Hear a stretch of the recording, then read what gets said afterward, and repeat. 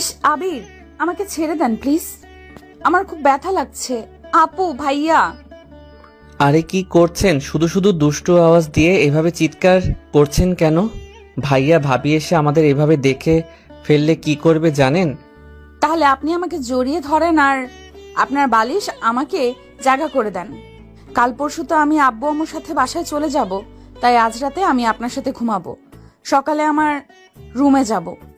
তারপর আমি আর কিছু বললাম না, কারণ বাসা ভর্তি সব লোকজন। এর মধ্যে ও যদি চিৎকার করে তাহলে সবাই একসাথে জড়ো হয়ে আমার রুমে এসে আমাদেরকে দেখে ভাববে আমি হয়তো ওকে রেপ করতেছি। তাই মান সম্মানের ভয়ে চুপচাপ ওর কথাটা মেনে নিলাম। আমি আর ঈশিতা পাশাপাশি শুয়ে আছি, মাঝখানে একটা কোলবালিশ। কিন্তু সকালে ঘুম ভাঙলে চোখ খুলে দেখি সেটা আর নেই। আমি দেখি ঈশিতা আমাকে জড়িয়ে ধরে এখনো ঘুমিয়ে আছে। সকাল হয়ে গেলেও রুমে যায়নি। বাসা ভর্তি সব লোকজন, এখনো তেমন কেউ ঘুম থেকে ওঠেনি, তাই তাড়াতাড়ি করে ওকে জাগিয়ে দিলাম।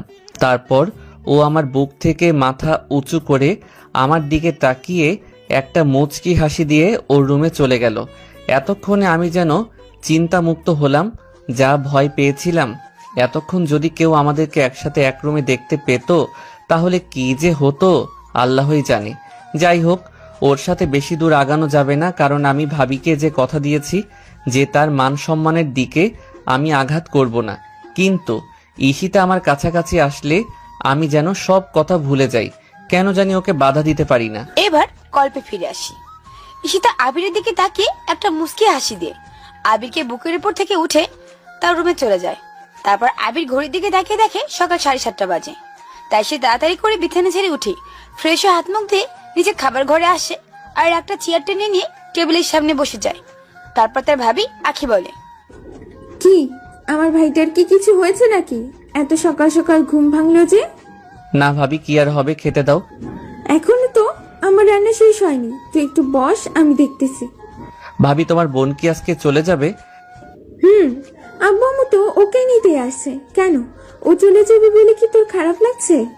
না ভাবি, আসলে আমিও তো আজকে চলে যাব, তাই বলতেছি। তুই আবার কোথায় যাবি? ও, তোমাকে তো বলা হয়নি, কাল আমার বন্ধু বাঁধনের বিয়ে, আমাকে 3 দিন ওখানেই থাকতে হবে। ও আচ্ছা, তা কখন বের হবি? এই তো ভাবি, বিকেলের মধ্যেই বের হব। তারপর আবির তার ভাবির সাথে আরো কিছুক্ষণ কথা বলতে থাকে। এর মধ্যে আখির রান্না পুরোপুরি শেষ হয়ে যায় আর ঈশিতাও রুম থেকে বের হয়ে আসে নাস্তা করতে, সাথে আবিরের ভাইয়া সহ ঈশিতার আব্বু আম্মু। তারা সবাই একসাথে বসে ব্রেকফাস্ট করতে থাকে। আবির ঈশিতার একদম সামনাসামনি বসেছে। সবাই যে যার মতো খাওয়া দাওয়া করতেছে আর কথা বলতেছে, কিন্তু আবির